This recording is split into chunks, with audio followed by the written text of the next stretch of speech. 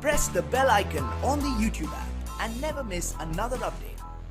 Hello दोस्तों, कैसे हैं आप सब। आशा करता हूं बहुत अच्छे होंगे। साथ ही साथ पढ़ाई लिखाई पर जोर दिए होंगे, क्योंकि आप इस समय को एक अच्छे समय के अनुसार बना सकते हैं। आप खुद समझिए कि आपके लिए जीवन का सबसे अच्छा फल है कि आप सब स्वयं को समय दे पा रहे हैं और पढ़ाई लिखाई में जुटे हुए हैं, क्योंकि आप घरों में बैठे हुए हैं और घर परिवार के साथ हैं और स्वयं पर ध्यान दे पा रहे हैं। आपके लिए पढ़ाई का बेहतरीन समय है। इसी क्रम को देखते हुए आज हम डिस्कस करने वाले हैं मैथ्स का सैम्पल पेपर 4। अब तक 3 सैम्पल पेपर हम सॉल्व कर चुके हैं, जो कि बेहद ख़ास हैं बीएड, डीएलएड, बीएसटीसी के दोस्तों के लिए। तो आइए देखते हैं।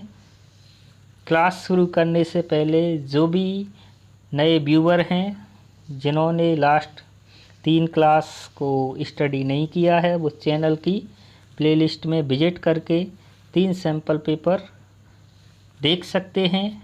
साथ ही साथ चैनल को लाइक, शेयर और सब्सक्राइब करना ना भूलें, तथा साथ ही बेल आइकन को प्रेस कर लें, जिससे कि आने वाली नई क्लास की अपडेट मिलती रहे। तो आइए देखते हैं आज का लेक्चर। सैम्पल पेपर 4 है मैथ का, डीएलएड, बीएसटीसी फर्स्ट सेम के स्टूडेंट्स के लिए। वही पैटर्न, सबसे पहले हम मल्टीपल चॉइस क्वेश्चन सॉल्व करेंगे। तो देखते हैं। पहला क्वेश्चन है सीखने के आकलन का आधार। बेहतरीन क्वेश्चन है। डेफिनेशन है लर्निंग की, सीखने की। सीखने के आकलन का आधार है अनुभव या अभ्यास के द्वारा आकलन, पहला ऑप्शन। दूसरा, अभ्यास द्वारा व्यवहार में स्थायी परिवर्तन। तीसरा ऑप्शन, व्यवहार की व्याख्या से परिवर्तन। और चौथा है अनुभव द्वारा व्यवहार में अपेक्षाकृत स्थायी परिवर्तन।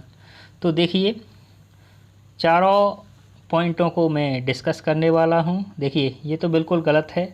व्यवहार की व्याख्या से परिवर्तन, क्या व्यवहार की व्याख्या करेंगे? कुछ नहीं, ये सेंटेंस ही गलत है।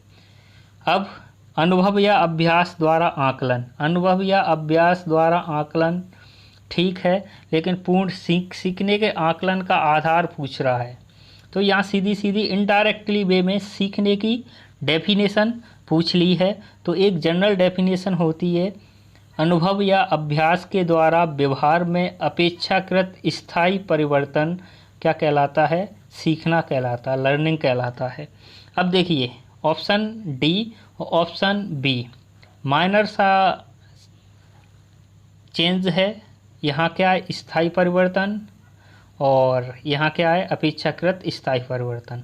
अब ये अपेक्षाकृत क्यों लगाया हुआ है, तो उसके बारे में मैं बता दूं। ये डेफिनेशन बिल्कुल गलत है। बी ऑप्शन अपना सही होगा। वो कौन सा होगा? डी होगा। देखिए, माइनर सा डिफरेंस यहाँ अपेक्षाकृत। देखिए, जैसे हम किसी सिचुएशन में बैठे हुए हैं और लर्निंग कर रहे हैं, ठीक, और उसी सिचुएशन में अगर कोई व्यवहार है, कोई व्यवहार करने वाला कोई दूसरा पर्सन है, अपने बीच में आ जाता है और कुछ सीखना चाहते हैं, तो अगर उसका दिया हुआ कोई वक्तव्य है वो भी अपनी अगर स्टडी में मिक्स हो जाता है, और अगर वो स्थायी रूप ले लेता है, तो वो क्या होगा? एक लर्निंग का अच्छा प्रोसेस नहीं होगा, लर्निंग की दृष्टि से एक अच्छा नहीं होगा। इसलिए क्या होगा कि उसमें स्थायी परिवर्तन कैसा होना चाहिए? अपेक्षाकृत स्थायी परिवर्तन होना चाहिए, ना कि स्थायी परिवर्तन। ठीक, स्थायी परिवर्तन होगा तो जो व्यवहार बाहर से सीखा हुआ है और जो हम खुद सीख रहे हैं, तो मिक्सअप हो जाएगा और एक सीखने के दृष्टिकोण से अच्छा लर्निंग नहीं होगा। इसलिए जैसा हम अपेक्षा कर रहे हैं, जो हम सीखना चाहते हैं, अनुभव या अभ्यास तो होता ही होता है। जैसा हम सीखना चाहते हैं, जैसी अपेक्षा कर रहे हैं, अगर वो सीख लिया जाए तो लर्निंग क्या होगा, बहुत ही अच्छा होगा। तो इसलिए यहाँ अपेक्षाकृत वर्ड पर थोड़ा सा फोकस कर लें, और इसकी जो फाइनल आंसर, राइट आंसर है वो कौन सा, डी ऑप्शन है। अगला क्वेश्चन देखते हैं। सेकंड, केंद्रीय प्रवृत्ति की माप नहीं है, नहीं पूछा हुआ है। मेजरमेंट ऑफ सेंटर टेंडेंसी पूछा हुआ है, केंद्रीय प्रवृत्ति की माप नहीं है। तो माध्य में हम निकालते हैं, ठीक, यानी कि, और बहुलक में भी निकालते हैं, चतुर्थक विचलन में भी निकालते हैं। केवल परास में हम centre tendency, measurement of centre tendency निकालते तो हैं, लेकिन सही माप नहीं निकलती है, क्योंकि उसमें क्या करते हैं, जो अपने पास डाटा होता है उसमें हायर में से क्या करते हैं, लोअर को सब्ट्रैक्ट करते हैं, तो वो क्या निकलती है, रेंज निकलती है। ठीक, अब देखिए यहाँ चारों पॉइंट पांचों को मैं डिस्कस किए देता हूँ। मीन सब जानते हैं, xi/n, यानी कि सम ऑफ गिवन डाटा, और टोटल नंबर अपॉन में क्या आता है, total number of given data. तो ये क्या होता है, इसे हम क्या निकालते हैं, मीन निकालते हैं, और सेंटर निकलता है उसका। देखिए बहुलक में भी जब आंकड़े जो दे रखे होते हैं वो क्या होते हैं, अवर्गीकृत होते हैं, तो उसमें भी हम एक्चुअल आंसर निकाल, यानी सेंटर निकाल सकते हैं उसका। ठीक, उसके बाद चतुर्थक विचलन की बता दूं, एक नया वर्ड है ये। तो ये जो होता है, जैसे अपने पास Q2 पूछा जाए, तो इसका जो Q1 Q3 minus Q1 upon क्या होता है, 2 होता है, यानी कि Q1 Q2 Q3 Q4 कुछ आंकड़े दे रखे हैं, उसमें बोला जाए कि Q2 बताइए, यानी कि सेकंड बताना है, सेकंड चतुर्थक विचलन बताना है। तो यानी कि थर्ड में से क्या कर देते हैं, 1 को सब्ट्रैक्ट करके 2 का भाग दे देते हैं, तो यहाँ मिडिल टर्म निकल आती है। लेकिन रेंज में क्या होता है, रेंज में क्या करते हैं, कोई आंकड़े दे रखे 2 3 4 5 6 7 8, तो हायर में से लोअर को सब्ट्रैक्ट करते हैं, मिडिल का हम बिल्कुल भी मेजर नहीं करते कि कुछ भी दे रखे हैं वो आंकड़े, तो यहाँ एक्चुअल आंकड़े प्राप्त नहीं होते, इसलिए इसका आंसर क्या है, गलत पूछ रहा है। तो केंद्रीय प्रवृत्ति की सही माप किससे नहीं ज्ञात कर सकते हैं, परास से नहीं ज्ञात कर सकते हैं। आई होप समझ आया होगा। अगर नहीं समझ में आया हो तो वापस देख लें, और फिर भी नहीं समझ आता है तो कमेंट करके बता दें, मैं वापस रिप्लाई कर दूंगा उसका। ठीक, अगला देखते हैं। क्वेश्चन नंबर 3 है। क्वेश्चन पूछा हुआ, कोई फ्रैक्शन दे रखी है, 1 से 10/3 में कितना 1/9 शामिल है। बिल्कुल ईजी है, कुछ है ही नहीं। कहने का मतलब इसका ये है कि अपने पास 110/3 है, उसमें ये पूछ रहा है कि उसका 1/9वां भाग कैसे निकाल सकते हैं। 1/9 टर्म, अगर हम इसमें 3 का ऊपर मल्टीप्लाई कर दें, 3 का नीचे कर दें, तो ऊपर कितना हो जाएगा, 330/9। इसको हम क्या लिख सकते हैं, 330 × 1/9। तो 1/9वां टर्म जो होगी वो कितनी होगी, 330। आंसर क्या सही होगा इसका, बी सही होगा। ठीक, उसके बाद अगला क्वेश्चन, एक कक्षा की किसी संकाय का परीक्षा परिणाम का तुलनात्मक प्रदर्शन किया जा सकता है। क्या कह रहा है, कंपेरेबल प्रदर्शन जो है किससे हम कर सकते हैं, रैखिक चित्र से नहीं कर सकते, वृत्ताकार से नहीं कर सकते हैं, पिक्टोग्राफ कर ही नहीं सकते। आंसर क्या होगा, स्तंभाकार लेखा चित्र।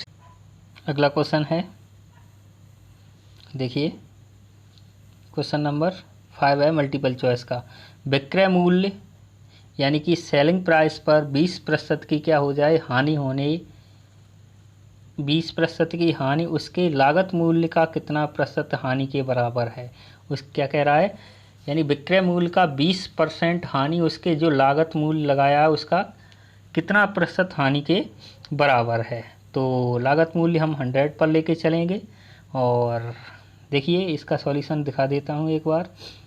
देखें, माना विक्रय मूल्य कितना ले लिया, 100 ले लिया, हानि कितनी हो रही है, 20% की हो रही है, तो क्रय मूल्य कितना हो जाएगा, 120 हो जाएगा।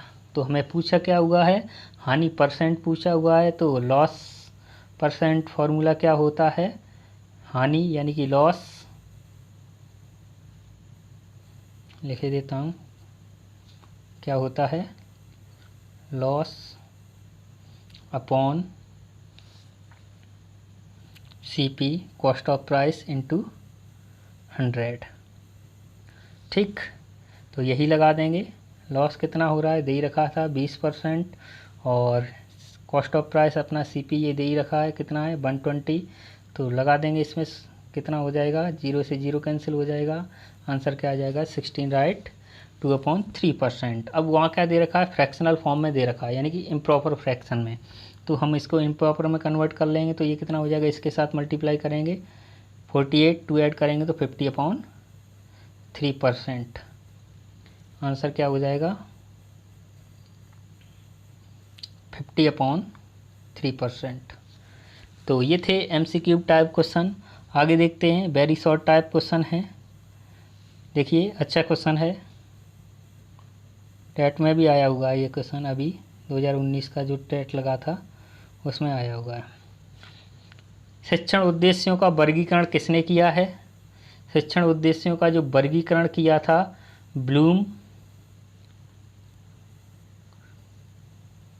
BS ब्लूम और उनके साथियों ने किया था। ठीक, 3 कैटेगरी में डिवाइड किया था, और ब्लूम ने वर्गीकरण किया था 1956 में। अब 3 कैटेगरी में क्या वर्गीकरण किया था वो बता देता हूँ मैं। देखिए, एक पहला किया था ज्ञानात्मक पक्ष,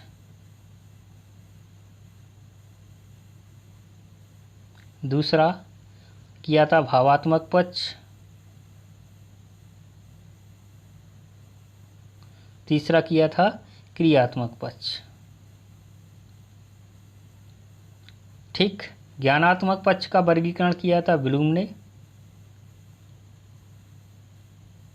भावात्मक का किया था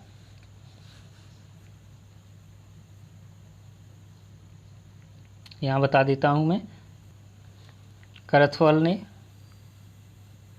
भावात्मक का करथवाल, वो भी 1964 में, और क्रियात्मक पक्ष का किया था सिम्पसन ने। क्रियात्मक पक्ष का सिम्पसन ने किया था 1969 में। ठीक, तो ये थे 3 वर्गीकरण, कौन के सहयोगी थे ये, ब्लूम के सहयोगी थे, करथवाल और सिम्पसन।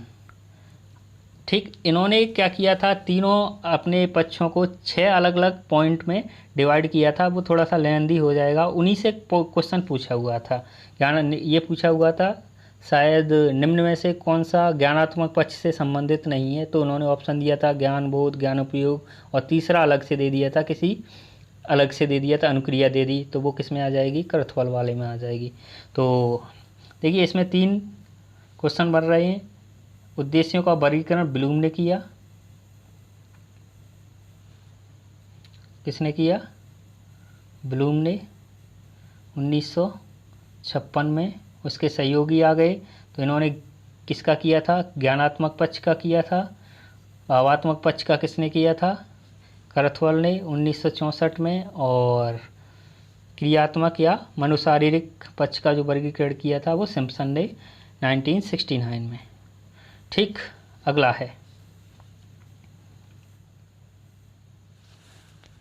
200 से 500 के बीच 13 से विभाजित होने वाली कुल कितनी संख्याएं होंगी।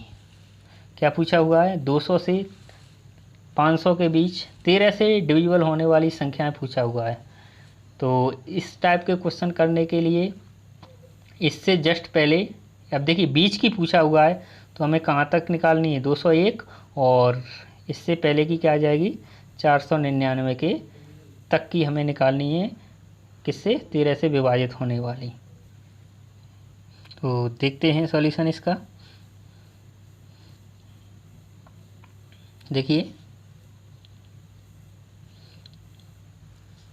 कहाँ तक की निकालनी है हमें, 499 तक की निकालनी है। 13 से विभाजन भाग देकर देखना है और 201 के बीच की देखनी है। तो देखिए इस टाइप के क्वेश्चन करने के लिए हमें क्या करना है, 13 से भाग दे के देखेंगे जिस संख्या से निकलवा रहा है, पहली टर्म यानी कि जहाँ से स्टार्ट हो रही है वहाँ से, और लास्ट वाली टर्म। उसके बाद जो दोनों का जो क्वोशिएंट आएगा उसको बड़े में से छोटे को घटा देते हैं तो वो संख्याएँ निकल आती हैं। ठीक, तो देखिए 13 से भाग देंगे इसमें तो लगभग जाएगा 15 टाइम। देखिए जो रिमाइंडर बचता है उसको छोड़ देते हैं, उससे कोई मतलब नहीं। हमें क्या पूछ रहा है, विभाजित होने वाली संख्याएं पूछ रहा है, बचे हुए नंबर से हमें कोई मतलब नहीं है कि कितना बच रहा है।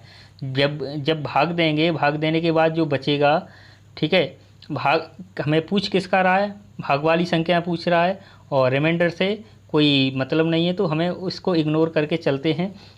अब देखिए इसमें हम भाग देंगे 499 में तो कितने बार जाएगा, 38 बार जाएगा 13 से। अब 38 बार जाने के बाद बड़ी संख्या क्या है, 39 है, वो सॉरी 38 है। 38 में से 15 सब्ट्रैक्ट कर देंगे तो आंसर कितना आ जाएगा, 13। तो टोटल संख्या कितनी निकल के आ जाएंगी, सॉरी ये मिस्टेक है, ये दिखाया 30,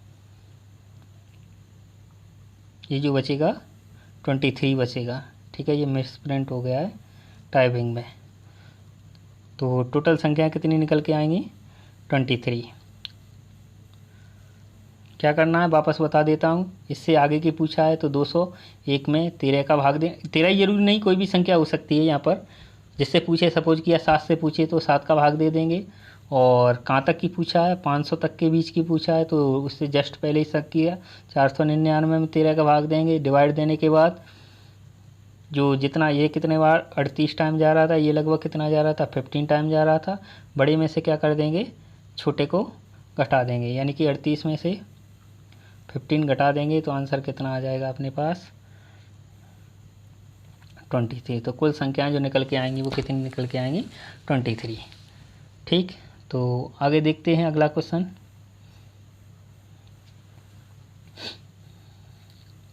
इसमें भी थोड़ा टाइपिंग में मिस्टेक हो गया है, हिंदी की टाइपिंग है, मैथ में प्रॉब्लम आती है टाइपिंग करने में। देखते हैं अगला क्वेश्चन। एक समूह के 10 मूल्यों का माध्य दे रखा है। माध्य से सवाल है, स्टैटिक का है। माध्य जो दे रखा है यानी कि मीन दे रखा है वो 6 दे रखा है। यदि इसमें 4 मूल्यों का माध्य कितना हो, 7.5 हो, तो शेष मूल्यों का माध्य पूछ रहा है। अच्छा क्वेश्चन है, तो आइए देखते हैं दोस्तों इसका सॉल्यूशन। देखिए क्या दे रखा था अपने पास, टोटल 10 मूल्यों का माध्य जो दे रखा है वो कितना दे रखा है, कितना है, 6 दे रखा है। उसके बाद हम जानते हैं माध्य की जो डेफिनेशन, यानी माध्य हम निकालते हैं वो क्या होता है, sum of observation upon total number of observation, यानी sign of summation xi upon n। ये किसका, माध्य का यानी मीन का फॉर्मूला होता है। ठीक, तो मूल्यों का योग हमें जो अब इसमें जो इन्फॉर्मेशन दे रखी है उसके अकॉर्डिंग इस फॉर्मूले में पुट अप कर दें। तो क्या दे रखा था, मूल्यों का योग अपने पास दे रखा था वो कितना दे रखा है, 6 दे रखा है। तो सम जो आ जाएगा वो कितना आ जाएगा, 6 आ जाएगा। सॉरी 10 मूल्यों का 10 मूल्य दे रखे n, और मूल्यों का योग हम यहाँ से निकाल लेंगे। 10 मूल्य हैं और उनका माध्य दे रखा है, ये मिस्टेक हो गया बोलने में मेरा, ये क्या दे रखा है, माध्य दे रखा है। क्या दे रखा है, माध्य दे रखा है यानी कि मीन x बार। तो x बार कितना है, 6। उसके बाद n कितने हैं, 10 हैं, और मूल्यों का क्या निकल आएगा, यहाँ से योग निकल आएगा। तो मूल्यों का योग जो निकल के आएगा वो क्रॉस मल्टीप्लाई कर देंगे तो मूल्यों का योग कितना आ जाएगा, 60 आ जाएगा। वापस देख लें क्या दे रखा था, 10 मूल्य यानी n दे रखे थे, इनका माध्य जो दे रखा है x बार जो दे रखा है वो कितना दे रखा है, 6 दे रखा है। फॉर्मूले में रख देंगे इसमें, तो फॉर्मूले में x बार की जगह x बार रख दिया, sum of observation as it is लिख लिए। उसके बाद n अपने पास 10 दे ही रखा था। ठीक, तो मूल्यों का योग आ गया, यहाँ से कितना आ गया, 60 आ गया। इसी तरह से 4 का और दे रखा है, सिमिलरली 4 मूल्यों का योग जो दे रखा है वो कितना दे रखा है, इसी तरह से क्रॉस मल्टीप्लाई हो जाएगा। वो कितना दे रखा है, 7.5 दे रखा था, तो 4 मूल्यों का योग कितना निकल के आ गया, 4 × 7.5 मल्टीप्लाई कर देंगे 30 आ जाएगा। अब देखिए 4 मूल्यों का निकाल लिया और 10 का निकाल लिया, तो शेष बचेंगे कितने, 10 में से 4 घटा देंगे तो कितने बचेंगे, 6 मूल्य बचेंगे, यानी कि जो ऑब्जर्वेशन बचेंगे वो अपने पास कितने बचेंगे, 6 बचेंगे। तो बचे हुए 6 मूल्यों का जो योग बचेगा वो कितना बचेगा, 60 में से 30 घटा देंगे तो कितना बचेगा, 30 बचेगा। अब इनका हमें क्या करना है, फाइनली माध्य निकालना है 6 का। ठीक, तो सम ये अपने पास हो ही गया, कितना, 30। उसके बाद मूल्य कितने हैं, 6 हैं, तो 30 में 6 का भाग देंगे तो आंसर कितना आ जाएगा, 5 आ जाएगा। ठीक, तो समझ आया होगा, अगर नहीं आया हो तो वापस बैक करके देख लें, समझ आ जाएगा। सारा का सारा डिस्क्राइब कर दिया है। अगला क्वेश्चन देखते हैं। ये भी टाइपिंग में मिस्टेक हो गया था, या मैंने क्या नहीं लगा पाया, 2:3 नहीं लगा पाया, तो वापस से लिख दिया है। अब पूरा पेज टाइपिंग करो फिर उसको एडिट करो तो प्रॉब्लम आती है। मैथ की टाइपिंग है, टाइम लगता है। तो देखिए अगला क्वेश्चन है, क्या दे रखा है, A/B अपने पास दे रखा है 2:3, और B/C जो दे रखा है वो कितना दे रखा है, 1:4 दे रखा है, और C/D जो दे रखा है वो क्या दे रखा है, 3:5 दे रखा है। तो हमें पूछ किसका मान रहा है, CA का मान पूछ रहा है। तो ये उसी टाइप का क्वेश्चन है जैसे अपन निकालते हैं ना, A/B/C तीनों का मान निकाल लें, या 4 दे रखे होते A/B/C/C/D का मान पूछे, तो उसी के अकॉर्डिंग सॉल्व करेंगे। और पूछ किसका रहा है, C से A का मान पूछ रहा है। ठीक, देखें, देखिए क्या क्या दे रखा था वो लिख लिया। A/B दे रखा है 2:3, B/C दे रखा है वो कितना दे रखा है, 1:4, और C/D दे रखा है वो कितना दे रखा है, 3:5 दे रखा है। अब इस टाइप के क्वेश्चन करने के लिए सबसे पहले चाहे 3 टर्म दे रखी हो, 3 तक आता है, 3 से 4 तक आता है, उनको हम क्या लिख लेंगे, एक लाइन में लिख लेते हैं। 2-3 टाइप होते हैं इसके सॉल्व करने के, किसी भी तरीके से सॉल्व कर सकते हैं जो ईजी लगे। ये भी अच्छा है, ईजी है, इसी से हम सॉल्व कर सकते हैं। A/B/C/D लिख लिया। ठीक, उसके बाद अब अपने पास क्या दे रखा है उसकी वैल्यू रख लेंगे। अब क्या दे रखा, A/B दे रखा था तो 2:3 लिख लिया। अब बची हुई संख्या क्या है, इसके नीचे कुछ नहीं है, तो हम इसी को आगे बढ़ा देंगे, तो यहाँ 3:3 हो जाएगा। ठीक, अगली टर्म B/C कितना दे रखा है, यानी B से C का रेशियो दे रखा है, वो 1 कितना दे रखा है, 4 दे रखा है। तो बची हुई अब यहाँ क्या बचा, D का नीचे खाली बचेगा, और क्या बचेगा, A के नीचे खाली बचेगा। तो इसको आगे फॉरवर्ड कर देंगे, इसको बैक कर देंगे, तो ये क्या आ जाएगा, एक ये साइन लगा रखा है इसीलिए समझ आ जाएगा, और 4 को आगे कर दिया तो ये वापस भर गया। उसके बाद आगे है क्या, C/D। अब ये क्या दे रखा है, C/D दे रखा है, वो कितना दे रखा है, 3:5 दे रखा है। अब आगे तो कुछ खाली है नहीं, पीछे खाली क्या बचा, इसके नीचे B बचा और A बचा, तो यहाँ 3 फिलअप कर देंगे।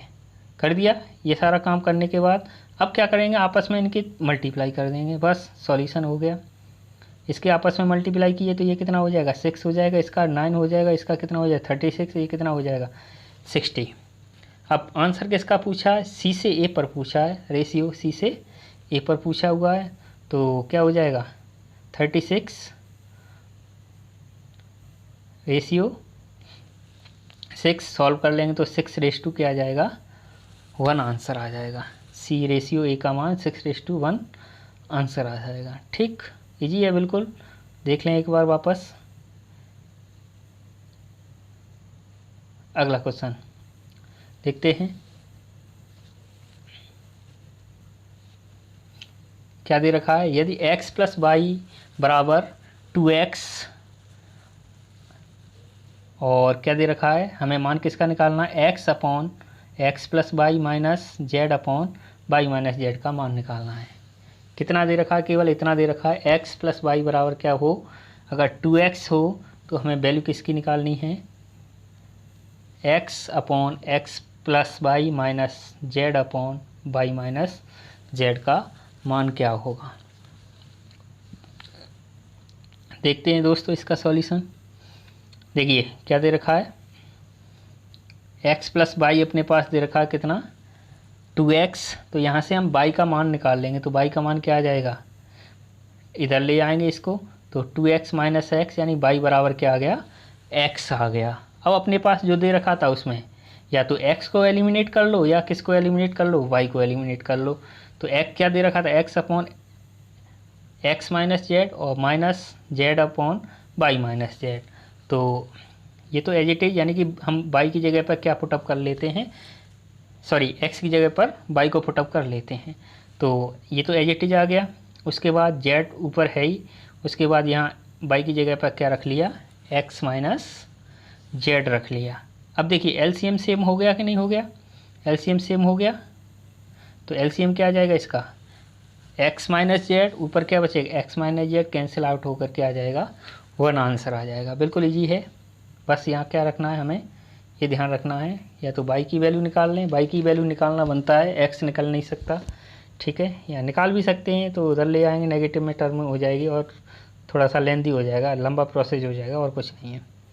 अगला क्वेश्चन देखिए,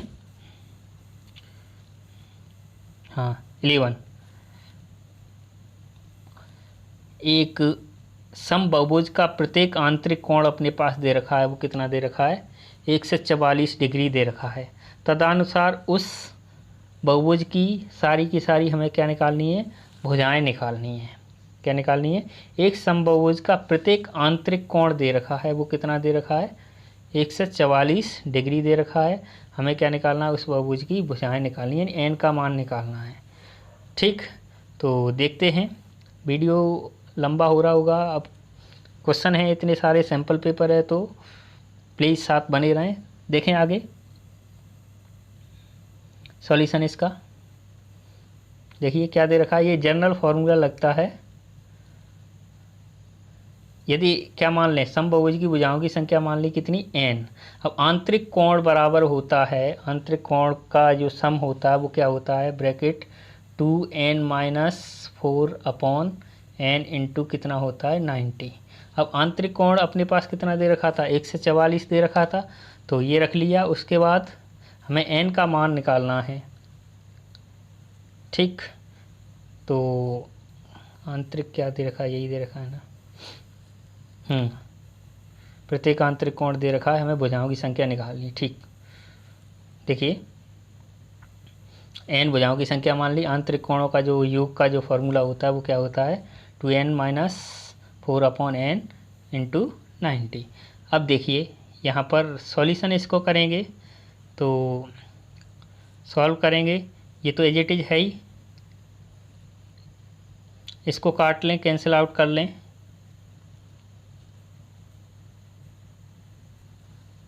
देखें, डिवाइड कर लें इसको, 18 से कर लें 5 टाइम, और ये कितने टाइम जाएगा, 8 टाइम जाएगा। तो ये कितना आ जाएगा, 2n माइनस 4, ब्रैकेट के बाहर कितना आ जाएगा, देखिए डिग्री से डिग्री हट जाएगा, अपॉन n। अब यहाँ से इसको सॉल्व कर लेंगे, n का मान निकालें, क्रॉस मल्टीप्लाई करा लें इसका 5 का अंदर मल्टीप्लाई कर लिया तो कितना हो जाएगा, 10n माइनस 20 बराबर कितना हो जाएगा, 8n। अब यहाँ से हमें क्या निकालना है, n का मान निकालना है। इसको 8n को इधर ले आएँ और 20 को इधर पहुँचा दें, तो 2n बराबर कितना हो जाएगा, 20। तो n का मान कितना आ जाएगा, 10।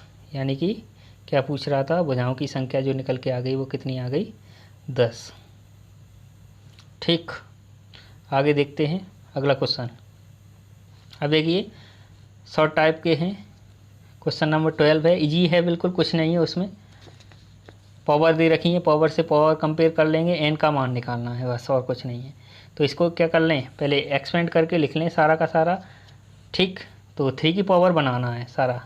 देखिए सॉल्यूशन इसका, क्वेश्चन क्या था, 3 की पावर क्या दे रखा है, 4, 81 की पावर 4, 2, 43 की पावर 2 अपॉन क्या है 729 की होल पावर कितना दे रखा है, 3 बराबर 3 की पावर n। तो हमें क्या निकालना है, n का मान निकालना है। देखिए यहाँ डॉट लग गया है, ये मैथ का टाइपिंग है, पावर वावर लगाने में प्रॉब्लम आती है वैसे,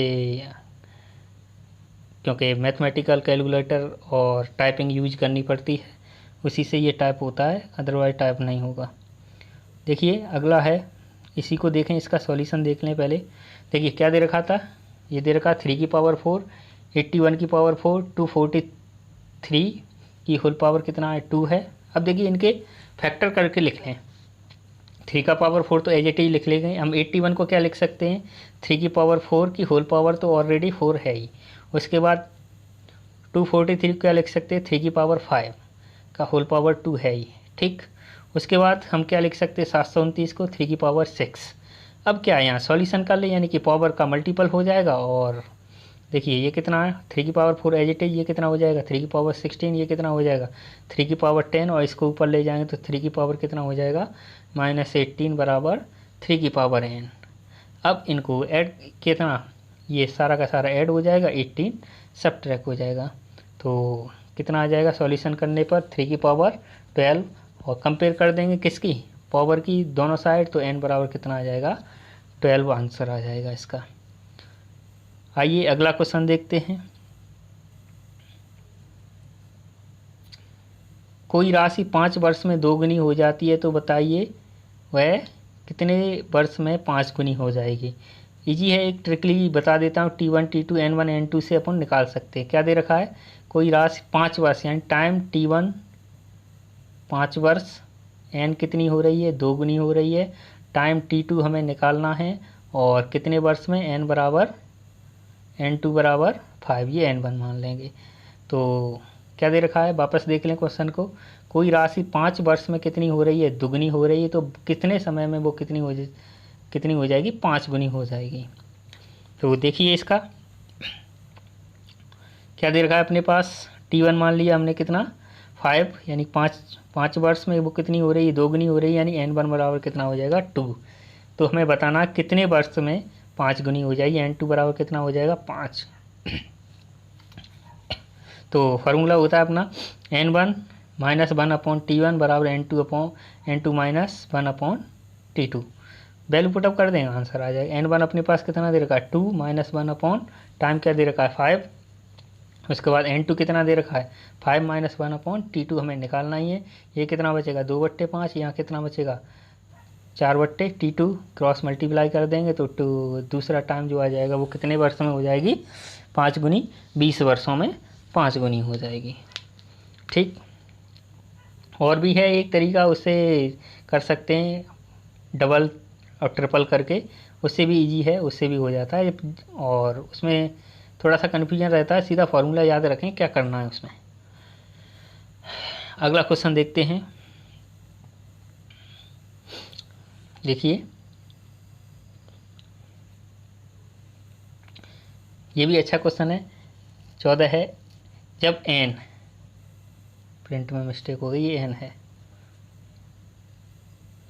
n को 5 से भाग दिया जाता है, 5 से विभाजित किया जाता है, तो शेष कितना बचता है 2 आता है। तो हमें n² को 5 से भाग देने पर कितना शेषफल बचेगा, ठीक है। ये किस टाइप का क्वेश्चन है, जैसे अपन पहले क्वेश्चन करते थे, ये सॉल्यूशन बता देता हूँ। देखिए पहले क्वेश्चन करते थे, जैसे 185 में 15 से भाग देने पर 160 शेष बच या 16 शेष बचता है, तो इसमें 5 से भाग देंगे तो क्या शेष बचेगा। तो हम इसका डायरेक्ट इसमें भाग दे देते हैं, और जो शेष बचता है वो अपना रिमाइंडर आंसर होता है। तो कितना शेष बचेगा 1 शेष बचेगा, यानी कि 185 में अगर 15 से भाग दिया जाए तो हमारे पास शेषफल जो बच रहा है 16 बच रहा है। तो अब कितने 5 से भाग देने पर क्या शेषफल बचेगा, तो हम 5 का जो शेष बचता है उसमें भाग दे देते हैं, आंसर निकल आता है। उसी टाइप का क्वेश्चन है, क्या दे रखा है, जब n को 5 से विभाजित किया जाता है तो शेष क्या बचता है 2 बचता है। तो n² को 5 से विभाजित करने पर क्या बचेगा, तो यहाँ देखिए n कितना शेष बच रहा था 2 बच रहा था, तो 2 और यहाँ n बराबर कितना हो जाएगा 2 हो जाएगा। तो यहाँ n² यानी कि 2 की पावर 2 कितना हो जाएगा 4 में अगर 5 का भाग देंगे तो क्या शेष बचेगा। तो इसमें डिवाइड जाएगा, किसी टाइम नहीं जाएगा, कितने भी टाइम नहीं जाएगा, क्योंकि यहाँ कुछ 5 से अधिक है ही नहीं। तो शेष क्या बचेगा, यही ऑब्वियस सी बात है, क्या आ जाएगा यही शेष आ जाएगा। तो आंसर क्या हो जाएगा इसका 4 आंसर होगा, ठीक। देख लें वापस क्या है, इसका शेष ये बच रहा है, तो इसका जो n दे रखा है वो कितना हो जाएगा 4 हो जाएगा। 4 में हम 5 का भाग देंगे, शेष में ही भाग देते हैं, 4 में 5 का भाग देंगे तो क्या जाएगा, नहीं जाएगा, 0 टाइम जाएगा, शेष क्या बचेगा, 4 बचेगा, तो 4 आंसर हो जाएगा। अगला क्वेश्चन,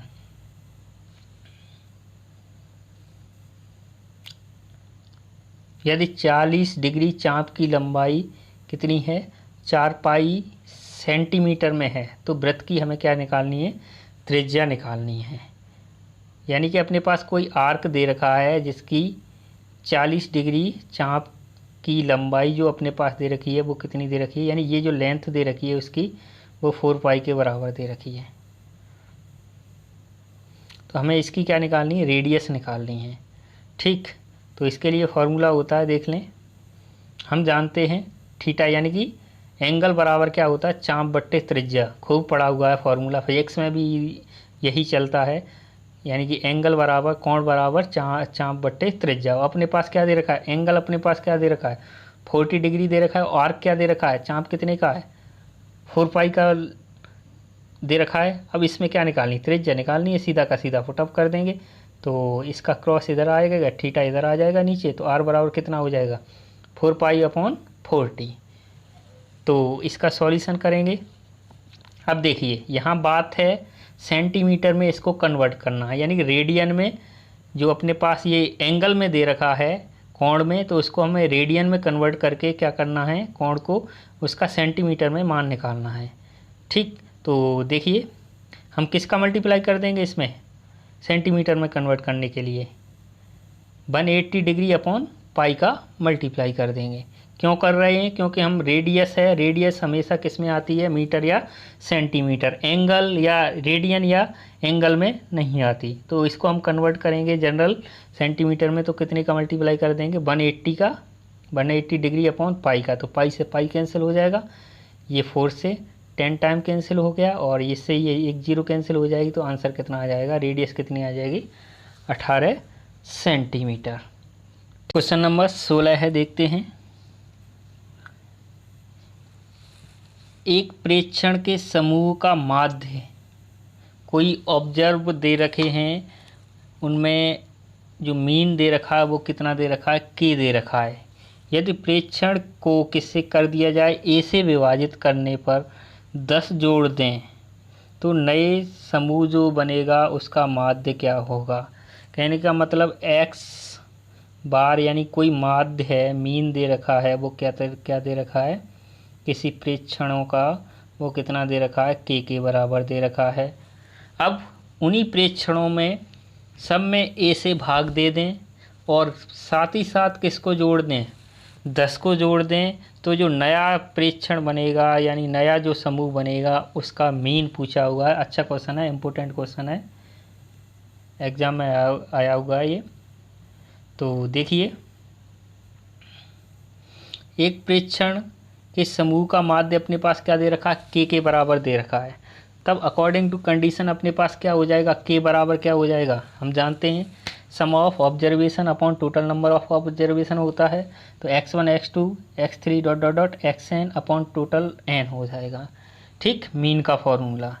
अब अपने पास क्या दे रखा है, यदि इसमें प्रत्येक प्रेक्षण को ए से विभाजित कर दिया जाए, यानी कि अपने पास जो दे रखे हैं, जो प्रेक्षण ऑब्जर्वेशन ये दे रखे हैं, उनमें प्रत्येक को ए से विभाजित कर दिया जाए और साथ ही साथ 10 जोड़ दिया जाए, तो नया जो माध्य बनेगा वो क्या बनेगा, तो नया जो माध्य बनेगा वो क्या बनेगा, देखिए समीशन में रख दिया है, एक्स आई में किससे भाग दिलवा रहा है, वो ए से भाग दिलवा रहा है, और सारे सब में x1 x2 x3 सब में ऐड क्या करवा रहा है, 10 को ऐड करवा रहा है, तो n तो अपना ये रहेगा ही रहेगा। ठीक, तो अब देखिए अलग अलग इसको क्या कर लें, 1 अपॉन ए बाहर ले लें, तो ये क्या हो जाएगा, x1 x2 dot dot dot xn तक हो जाएगा, n भाग दे दिया। अब उसके बाद ये क्या है, ये भी इस पर भी समेशन लग जाएगा, तो ये क्या हो जाएगा, sine of summation 10 upon n हो जाएगा। अलग अलग दे दिया, क्या कर दिया, यहाँ से अलग अलग कर दिया है, इसको अलग अलग भाग दे दिया n से। अब समेशन है n तक खुल के जाएगा, 10 10 10 10 10 डॉट डॉट डॉट कितना हो जाएगा, 10n होगा, और ये तो एज इट इज़ है ही, 1 sine of summation 1 upon A X I upon n। अब n से तो n यहाँ से कैंसिल हो गया, यहाँ क्या इसका मान हम जानते हैं, वो क्या दे रखा है, के बराबर दे रखा है। तो ये यहाँ क्या बचेगा, 10 बचेगा, तो क्या हो जाएगा k/a प्लस 10 अपना आंसर होगा। वापस देख लें, अच्छा क्वेश्चन है। अपने पास क्या दे रखा था, समूह दे रखा था कुछ ऑब्जर्वेशन का, उसका माध्य जो दे रखा है उसका मान क्या दे रखा है, के बराबर दे रखा है। अब हम जानते हैं मीन की डेफिनेशन से के बराबर क्या होता है, या एक्स बार बराबर क्या होता है। अब के दे रखा है तो के ले लेंगे, x1 x2 dot dot dot xn/n। अब इसमें क्या दे रखा है, प्रत्येक प्रेक्षण में x1 में, x2 में, x3 में किससे भाग दिलवा रहा है, वो a से भाग दिलवा रहा है, और साथ ही साथ क्या ऐड करवा रहा है, 10 को ऐड करवा रहा है प्रत्येक में। तो क्या हो जाएगा, a से भाग दिया, समेशन फॉर्मेट में लिख दिया है, लेंदी लंबा हो जाएगा, इसलिए प्रत्येक में x1/a x2/a, यानी लिखा हुआ क्या है शॉर्टली ये लिख सकते हैं हम। प्लस क्या करवा रहा है, 10 ऐड करवा रहा है, तो हमने 10 ऐड कर दिए।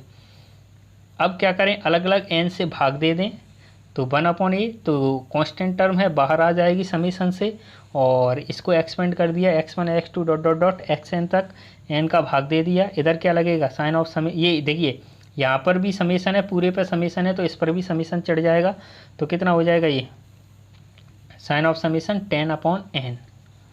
ठीक, अब इसको हम क्या लिख सकते हैं, ये लिख ही सकते हैं समीशन फॉर्मेट में, और ये 10n तक जाएगा, क्योंकि 1n 2n 3n dot dot dot 10n तक, यानी nth टर्म दे रखी समीशन में है, तो 10n/n तो है ही, तो n से n कैंसिल हो जाएगा। इसका मान हम जानते क्या k, तो k/a प्लस 10 आंसर आ जाएगा। ठीक, तो देखते हैं अगला क्वेश्चन। अगला है बिल्कुल इजी है। एक कमरे की लंबाई क्या दे रखी है, 15 मीटर, चौड़ाई 8 मीटर और ऊंचाई क्या दे रखी है, 6 मीटर। तो उसमें रखे जा सकने वाले बांस का अधिकतम लंबाई क्या होगा। तो यहाँ इनडायरेक्टली वे में या उसने क्या पूछा हुआ है, कर्ण पूछा हुआ है, कमरे का डायगोनल पूछा हुआ। क्यों, देखिए अधिकतम लंबाई जैसे अपने पास चौड़ा ये स्क्वायर फॉर्मेट में रूम है या रेक्टेंगल फॉर्मेट में रूम है, तो उसकी अधिकतम लंबाई कहाँ होगी, इस छोर से या तो इस तक, एक से दूसरे तक, या यहाँ से यहाँ तक सीधा खड़ा करेंगे तो ये लंबाई क्या होगी, इससे कम होगी। तो क्या पूछा हुआ इनडायरेक्टली वे में, उसने डायगोनल पूछा हुआ है, तो डायगोनल का फार्मूला लगा देंगे। डायगोनल का फार्मूला क्या होता है, √L² प्लस b², लंबाई का स्क्वायर, चौड़ाई का स्क्वायर और हाइट का स्क्वायर। सॉल्यूशन कर लेंगे, आंसर आ जाएगा। देखिए कमरे का विकर्ण डायगोनल क्या होगा, L² plus b² plus h²। अब लेंथ कितनी दे रखी थी, 15, 15 का स्क्वायर, ब्रेथ कितनी है 8, और हाइट कितनी दे रखी है 6, 6 का स्क्वायर। तो इसका सॉल्यूशन करेंगे तो कितना आ जाएगा, ये आ जाएगा, और ऐड करने पर 3√325 आ जाएगा, और इसका स्क्वायर रूट लेंगे तो कितना आ जाएगा 18.02 मीटर इसका आंसर, यानी कि डायगोनल की लंबाई आ जाएगी। अगला लास्ट क्वेश्चन है आज सैम्पल पेपर का। देखिए हरी ने किसी परीक्षा में 25% अंक प्राप्त हुए हैं, और कितने से फेल हो गया, वो 40 अंक से फेल हो गया। उसी परीक्षा में अंशुल ने 40% अंक प्राप्त किए, और उत्तीर्णांक कितना हो गया, अधिक कितना हो गया, उत्तीर्णांक से 35 अधिक हो गया। तो बताइए कि परीक्षा का पूर्णांक कितना था। देखिए थोड़ा सा माइंड लगा लें। अब देखिए 25% तो प्राप्त किए ही थे उसने, अगर उसको 40 और मिल जाते, यानी फेल हो रहा है जितने से कम हो रहा है, तो वहाँ तो प्लस का साइन आ जाएगा, तो वो पास हो जाता। अब बराबर अंशु की बात करते हैं, तो 40 तो उस % उसको मिल ही गए, और उत्तीर्णांक से कितने अधिक प्राप्त हो रहा है 35, तो 35 कम कर देंगे, तो ये इसका जनरल फॉर्मेट जो बनेगा वो इस टाइप से कुछ बनने को है। तो देखते हैं, माना कुछ कुल पूर्णांक कितना है x। ठीक, अब अकॉर्डिंग टू क्वेश्चन अपने पास क्या दे रखा है, 25% प्राप्त किए, तो 25x बट्टे क्या हो जाएगा 100, और कितने अधिक पास होने के लिए कितना चाहिए 40 चाहिए, तो 40 उसको पास और होते तो 40 ऐड हो जाएंगे। उसके बाद अंशुल की बात करते हैं, तो उसने 40% प्राप्त किए, तो 40x बट्टे 100, और अधिक कितने प्राप्त कर रहा है पासिंग मार्क से 35, तो -35 कर देंगे। देखिए जो जो फेल हो रहा है इसमें उल्टा चलता है, जो फेल हो रहा है उसको तो ऐड कर देते हैं और जो पास हो रहा है उसको क्या कर देते हैं, घटा देते हैं। अब इसका सॉल्यूशन कर लेंगे, सॉल्यूशन करेंगे तो देखिए क्रॉस मल्टीप्लाई कर लें या एक्स एक्स इधर ले लें, इसको कैंसिल आउट कर लें। इसका देखिए 100 का इसके नीचे है एलसीएम 100 सब का आ जाएगा। 100 का इधर मल्टीप्लाई किया तो कितना हो गया 4000। 100 का मल्टीप्लाई करेंगे इसमें तो 3500, 100 ख़त्म हो जाएगा नीचे। उसके बाद ये 25x ऊपर बचेगा, इधर क्या बचेगा 40x, तो इधर ये ले लिया 25 माइनस 40 बराबर ये इधर जाएगा तो कितना हो जाएगा माइनस का 35 है ही 3500, और ये इधर जाएगा तो माइनस का क्या हो जाएगा 4000। अब घटा देंगे तो इधर भी माइनस इधर भी माइनस पॉजिटिव हो जाएंगे, तो कुल पूर्णांक जो आ जाएगा वो कितने का आ जाएगा 500 का आ जाएगा। कुल पूर्णांक जो क्या आएगा 500 का आएगा। ठीक, तो आई होप क्लास पसंद आई हो तो प्लीज़ चैनल को लाइक शेयर और सब्सक्राइब करना ना भूलें, और एक थम्स अप तो बनता ही बनता है। मिलते हैं अगली क्लास के साथ नए सैम्पल पेपर के साथ में।